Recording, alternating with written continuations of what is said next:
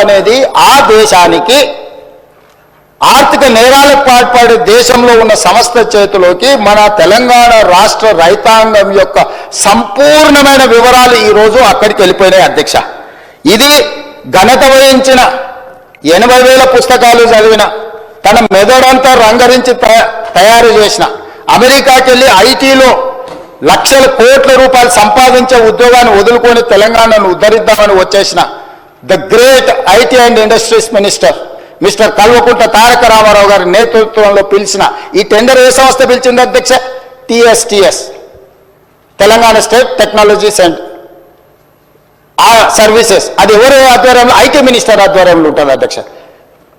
Revenue డిపార్ట్మెంట్కు సంబంధించిన వ్యవస్థను నిర్వహించడానికి టెండర్ పిలవడానికి టీఎస్టీఎస్కి ఇస్తే టీఎస్టీఎస్ టెండర్ పిలిచి ఆ శాఖ మంత్రి కేటీఆర్ గారు ఈరోజు వీళ్ళందరూ ఇప్పుడు నేను చదివి వినిపించిన గాదే శ్రీధర్ రాజు, రాహుల్ గోస్వామి, ఆనంద్ కుమార్ ఇట్లాంటి విదేశీ పౌరులు విదేశీ సంస్థల చేతుల్లో ఉన్న కంపెనీలో ధరణి పోర్టల్ పెట్టడంతో పూర్తిగా భద్రంగా ఎవరికి తెలియకుండా ఇది ఒక కాంట్రాక్చువల్ అగ్రిమెంట్ అధ్యక్ష.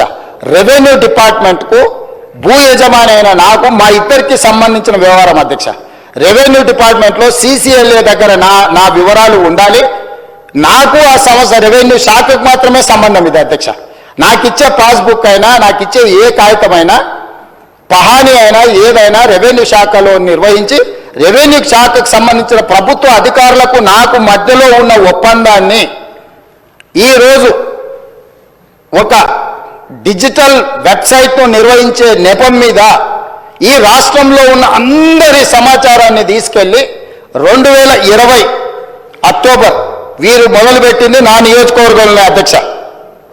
ఈ ధరణి పోర్టల్ని ఆనాడు నేను పార్లమెంట్ సభ్యుడిగా బాధ్యత వహిస్తున్న మల్కాజ్గిరి పార్లమెంటు నియోజకవర్గంలో అక్టోబర్ 29, 2020 నాడు మూడుచింతలపల్లిలో ధరణి పోర్టల్ని మొట్టమొదటి చంద్రశేఖరరావు గారు ప్రారంభించారు అధ్యక్ష. ఆ రోజు నుంచి ఈ రోజు వరకు ఈ ధరణికి సంబంధించిన వివరాలను ధరణి పోర్టల్ నిర్వహణ, మన భూములు, మన లావాదేవీలు, మన భూములకు సంబంధించిన సంపూర్ణ సమాచారము ఈరోజు ట్యాక్స్ 7 కంట్రీస్లో ఉన్న వ్యక్తులు ఈ దేశ పౌరులుగాని వాళ్ళ చేతిలో గాదే శ్రీధర్ రాజు చేతిలో, రాహుల్ గోస్వామి చేతిలో, ఆనంద్ కుమార్ చేతిలో, లకితా దేవమ్మ చేతిలోకి వెళ్ళిపోయింది అధ్యక్ష. అధ్యక్ష నేను మిమ్మల్ని అడుగుతున్నా అధ్యక్ష, రెవెన్యూ శాఖకు నాకు సంబంధించిన సమాచారం మా ఇద్దరి మధ్యలోనే ఉండాల్సిన సమాచారము, ఈ సమాచారం అంతా తీసుకెళ్లి ఇతర దేశాలలో ఆర్థిక నేరాలలో ఇరుక్కపోయిన కంపెనీలు ఐఎల్ఎండ్ అఫేర్స్ కానీ లేకపోతే సత్యంతో ఉన్న రిలేషన్ కానీ ఆ కంపెనీలో ఉన్న ఎండీలు, వైస్ చైర్మన్లు లేకపోతే డైరెక్టర్లు అందరూ 2017లోనే ఆర్థిక నేరాలకు పాల్పడి 1,000 కోట్ల రూపాయల కుంభకోణాలలో పాల్పడి జైళ్లలో ఉన్న సంస్థకు చంద్రశేఖరరావు గారు అప్పచెప్పి ఈ తెలంగాణ రైతాంగ సంపూర్ణ సమాచారాన్ని దేశాలు దాటిచ్చింది అధ్యక్ష. ఇవాళ డేటా మీకు తెలుసుగా అధ్యక్ష ఎంత విలువైందో. ఒక రిజిస్ట్రేషన్ చేయాలంటే అధ్యక్ష నా ఆధార్ కార్డ్ నెంబర్ ఇవ్వాలి, నా బ్యాంకు ఖాతా ఇవ్వాలి, నా టెలిఫోన్ నెంబర్ ఇవ్వాలి. ఇవాళ ఇవన్నీ కూడా ఎన్క్రిప్షన్ అంటే ఒక సీక్రెట్ కోడ్లో ఉండాలి. ఒకవేళ ఆ వెబ్సైట్ నిర్వహించే వాళ్ళు చూడాలనుకున్నా కూడా కనిపించకూడదు అధ్యక్ష. కానీ క్లియర్గా వాళ్ళ దగ్గర డేటా కనిపిస్తుంది అధ్యక్ష.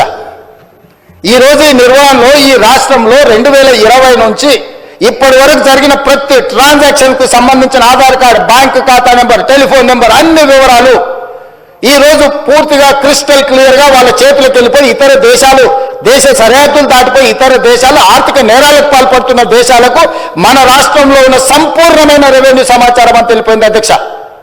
ఇది ఎంత తీవ్రమైన నేరం అంటే ఈ నేరానికి శిక్ష అనేది ఏ స్థాయిలో విధించాలనో చట్టాలన్నిటిని కూడా చదవాల్సిన పరిస్థితి ఈరోజు ఈ రాష్ట్రంలో చంద్రశేఖరరావు గారు కల్పించారు అధ్యక్ష. అధ్యక్ష ఈరోజు ఇంత నమ్మకంగా ఒక ప్రభుత్వం మీద నమ్మకం ఉండి ప్రజలు తమ సంపూర్ణమైన సమాచారాన్ని ప్రభుత్వం దగ్గర పెడితే ఆ ప్రభుత్వంలో ఉన్న పెద్దలు ఆ నమ్మకాన్ని వమ్ము చేసి తెలంగాణ ప్రజలకు ద్రోహం చేసి మోసం చేసి సంపూర్ణ సమాచారాన్ని క్రిమినల్ కేసెస్ ఎదుర్కొంటున్న కంపెనీల చేతులకి సంపూర్ణంగా సమాచారాన్ని బదిలీ చేసిందంటే దీని మీద ఏ రకమైన విచారణ చేయాలనో తెలంగాణ సమాజం ఆలోచించాలి, ప్రతిపక్షాలందరూ కూడా ఆలోచించాలి అధ్యక్ష. అధ్యక్ష ఈ కంపెనీలు అన్నిటిని కూడా ఏ ఒక్క కంపెనీ కూడా ఈ దేశంది కాదు అధ్యక్ష. ఇవాళ ఈ సాంకేతిక నైపుణ్యం ధరణియో లేకపోతే ఐలాండ్ అఫేర్స్ కాదు అధ్యక్ష. ఎప్పుడో తెలంగాణ రాష్ట్రంలో, ఉమ్మడి రాష్ట్రంలో, ఈ దేశంలోనే ఎన్ఐసి వెబ్ ల్యాండ్ అనే ఒక వెబ్సైట్లో సంపూర్ణమైన ఇట్లాంటి డిజిటల్ వ్యవస్థ కేంద్ర ప్రభుత్వం పరిధిలో ఉన్న ఎన్ఐసి దగ్గర సంపూర్ణంగా ఉంది అధ్యక్ష.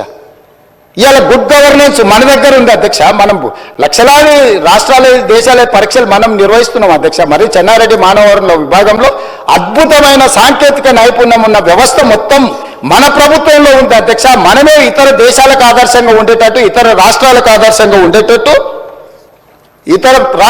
ఆదర్శంగా ఉండేటట్టు మనం తీసుకున్న నిర్ణయాలను ఈరోజు పక్కదో పట్టించి కేంద్ర ప్రభుత్వ రంగ సంస్థ అయిన ఎన్ఐసికి కూడా ఇవ్వకుండా గాదె శ్రీధర్ రాజుకు ఈరోజు అప్పచెప్పడం ద్వారా మన సంపూర్ణమైన సమాచారాన్ని ఇతర దేశాలకు పంపించారు అధ్యక్ష.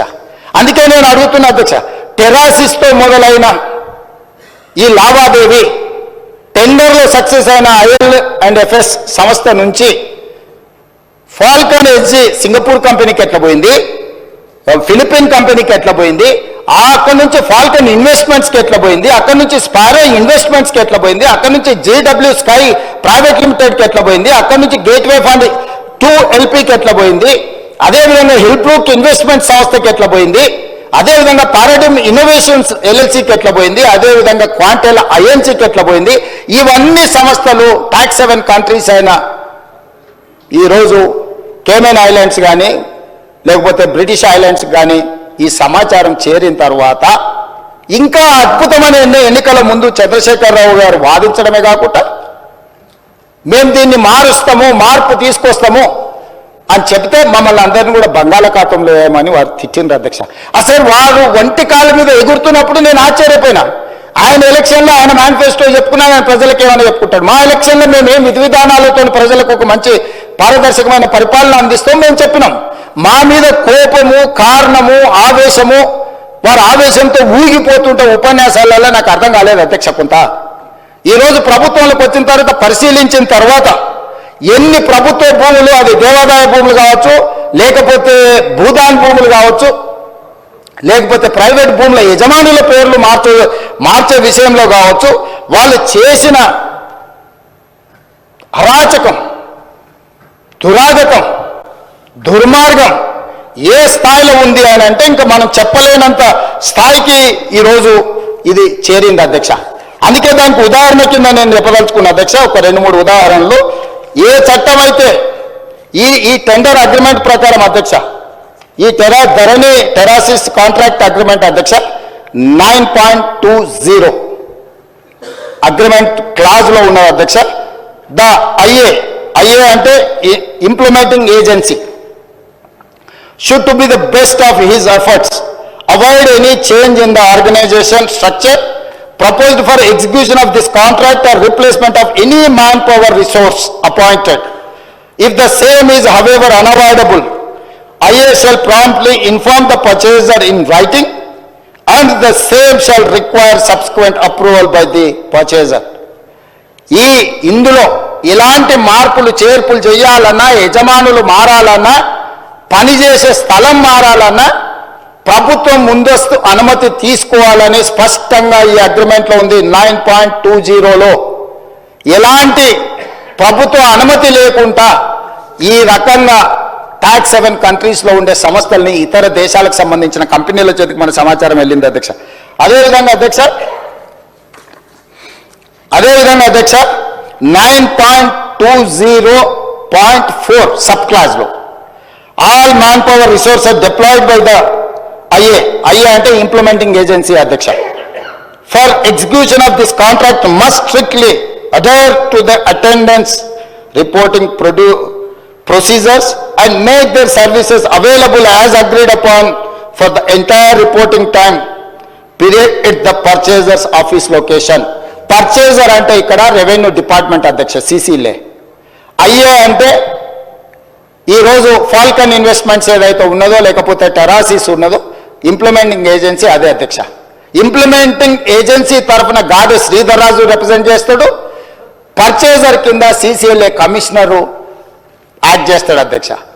వీళ్ళు ఎవరినైనా ఇందులోకి తేవాలన్నా పర్చేజర్ దగ్గర అనుమతి తీసుకోవాలి ఫస్ట్ పాయింట్. వీళ్ళు ఏ పని చేసినా ఈ సాఫ్ట్వేర్లో కూర్చొని మన జరుగుతున్న ట్రాన్సాక్షన్స్, మన జరుగుతున్న రిజిస్ట్రేషన్, మనం మెయింటైన్ చేస్తున్న రెవెన్యూ రికార్డ్స్ అన్ని కూడా పర్చేజర్ లొకేషన్లో, అంటే ప్రభుత్వ ఆఫీసులో ఉండి పని చేయాలి అధ్యక్ష ఈ అగ్రిమెంట్ ప్రకారం. కానీ అదే కాకుండా అధ్యక్ష 9.20.6 the IA shall provide and deploy at the purchaser's office location for carrying out the work.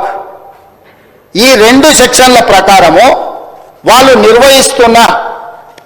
చేస్తున్న పని ఈ టెరాసిస్ అనే సంస్థ రెవెన్యూ శాఖకు సంబంధించిన CCLA ఆఫీస్లో కూర్చొని పనిచేయాలి అధ్యక్ష. కానీ ఈరోజు అధ్యక్ష అధికారుల నుంచి నాకు అందుతున్న సమాచారం తెలంగాణ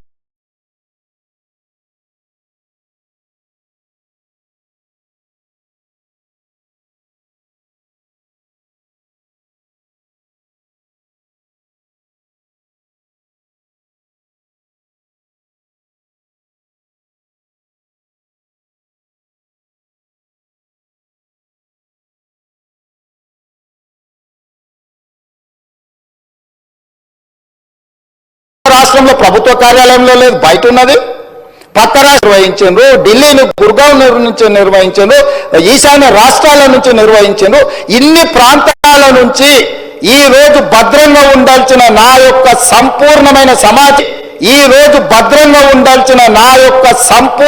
సమాచారము నాకు ఈ తెలంగాణ ప్రభుత్వం మీద ఉన్న నమ్మకంతో నా భూములకు సంబంధించిన పూర్తి వివరాలను ప్రభుత్వం దగ్గర పెడితే ఆ ప్రభుత్వము ఆనాటి ముఖ్యమంత్రి సంపూర్ణ సమాచారాన్ని ప్రైవేట్ కంపెనీలకు, ప్రైవేటు వ్యక్తులకు, ఈ రాష్ట్రంలో కానోళ్లను, ఈ దేశంలో కానోళ్లను, ఈ దేశంలో లేని కంపెనీలకు, ఈ దేశ పౌరులు కానోళ్లకు అప్పచెప్పి ఈ రోజు ఈ రాష్ట్ర ప్రజల యొక్క నమ్మకాన్ని, విశ్వాసాన్ని కూనీ చేయడమే కాకుండా ఆర్థిక నేరాలకు పాల్పడ్డాడు అధ్యక్ష.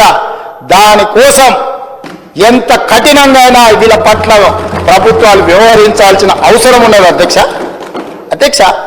ఇంత విలువైన సమాచారం, ఇంత వివరాలను తీసుకెళ్లి ఇతర దేశాలకు సమాచారాన్ని చేరవేస్తూ ఇవాళ మనం దీన్ని ఎట్లయినా సవరించుకొని దీన్ని ఎట్లయినా బాగు చేసుకోవాలని మా సమాచారాన్ని బయట ఎవరికైనా ఇస్తే కేంద్ర ప్రభుత్వం సవరించిన యాక్ట్ ప్రకారం, డేటా ప్రొటెక్షన్ యాక్ట్ ప్రకారం అధ్యక్ష 2023 దేశ పౌరుల వ్యక్తిగత ఇతర సమాచారం ఏదైనా ఆ వ్యక్తి యొక్క అనుమతి లేకుండా సేకరించడం నేరం, చట్ట విరుద్ధం.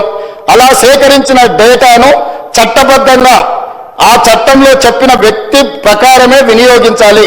ప్రభుత్వానికి ప్రజల మధ్య ఉండాల్సిన విశ్వసనీయత లేకుండా నిబంధనలను ఉల్లంఘించారు. Violation of fiduciary relationship between government and citizen. కేంద్ర ప్రభుత్వము వ్యక్తుల సమాచారాన్ని గోప్యంగా ఉంచాలి. వ్యక్తుల సమాచారాన్ని ప్రభుత్వం ఏదైనా పథకం కోసం కానీ ఏదైనా అంశంలో సేకరించినప్పుడు ఆ వ్యక్తి అనుమతి లేకుండా, ఆ వ్యక్తికి తెలవకుండా ఎవరికి ఇవ్వకూడదని మన చట్టాలు చెప్తున్నాయి అధ్యక్ష. మరి ఈరోజు లక్షలాది మంది, కోట్లాది మంది చేసుకున్న రిజిస్ట్రేషన్లు, డాక్యుమెంట్లు, ఆధార్ కార్డు, బ్యాంకు ఖాతాలు, టెలిఫోన్ నెంబర్లు టోటల్గా చంద్రశేఖరరావు గారు, అదేవిధంగా కల్వకుంట్ల తారక రామారావు గారు, వాళ్ళ అనంగు సహచరులైన గాద శ్రీధర్ రాజు చేతి ద్వారా రాహుల్ గోస్వామి నుంచి మొదలు పెడితే ఈ రకరకాల వ్యక్తుల చేతులకు ఇతర దేశాలకి ఈ సమాచారాన్ని అంత పంపించారు అధ్యక్ష. ఎందుకు ఈరోజు సంవత్సరం మొత్తం